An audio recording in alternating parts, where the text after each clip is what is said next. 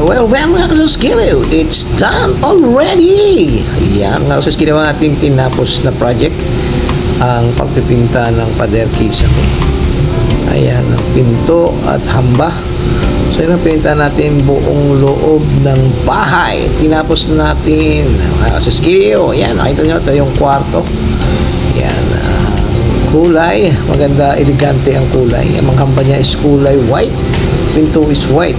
Yan. So, ito yung buong bahay na pininturahan natin. Yan. Ang ganda ng itsura. Bright na bright. Ito yung salas. Dining area. Yan. Nandiyan yung mga gamit pa. Yan. At kisame, white na white. So, ito yung dati nila.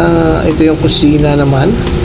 Puntahan natin ang kusina. Ito yung kusina nila is dati yan ay madilim at sila ang kisame. Nung napalitan ng kisame, pinintiruhan natin ay naging maganda, naging maaliwalas, white na uli ang pinto pati kisame. Yan, makikita natin yan. Ang ganda na lang itsura, guys. So makikita nyo pagkatapos naman ang ating project na tinitira ngayon ay sa labas.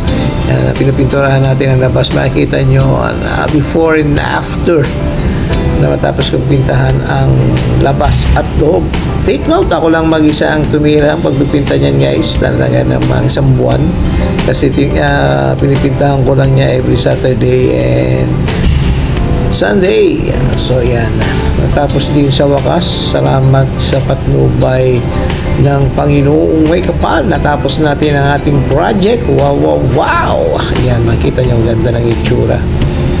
At ito ay sinisimulan ko pa lang yung labas ng bahay. Ito kasama yung banyo. Ito rin yung isang kwarto.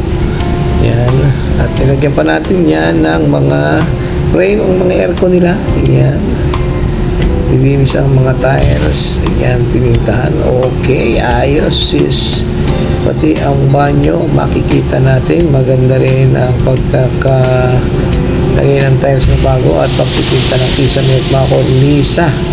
Maganda, malinis. Ito yung master's bedroom. Ang ganda naman ng pagkakatira ko dyan ng pinta. Ito yung kanilang mga unan na bagong bili. So, bagong lilipat pa lang sila dyan. Kaya talagang halos bago ang mga gamit nila. Ayan, maganda ang pagkakapintan natin. Ayan yung lumang aircon. Nilagyan din natin ng frame. At ito naman ang kanilang magandang cabinet. Ayan. Kinang closet. Ang ganda. Sobra. Ito yung isang kwarto. Bali tatlong kwarto yan. Tinira natin. Isang pati mga pade. Nilagyan din natin ng frame ng aircon nila. Ayan. Sa ganda naman ang dali natin nito. Okay na okay. Sa alright. Ayos na ayos. Sa alright. Nilinis na rin natin. Linis na yan. Yan, makikita nyo. Bare na bare pa lang yan. Wala mo pa mga gamit. So yan, talagang nilinis lang talaga natin na maayos ang kanilang buong bahay. Yan. Tapos tinitira ko na dyan. Sunod ay sa labas na. Labas na yung aking inumpisahan dyan. Yan, mga kasuskiliw. Ayan. At sa labas ako, tinitira ko na yung canopy at saka yung mga molding ng kanilang bintana. Yan. Inumpisahan ko na rin yan. And then, right after that, is titira rin natin ang pinta sa labas. Yan. So, nangupas na yung pinta nila sa labas at nakikita nyo luman-luma na mga kulay. Yan. Pero papagandahin natin yan. Makikita nyo, and after the project, makikita nyo maganda na. Bagong-bago na. At mas gumanda ang kulay.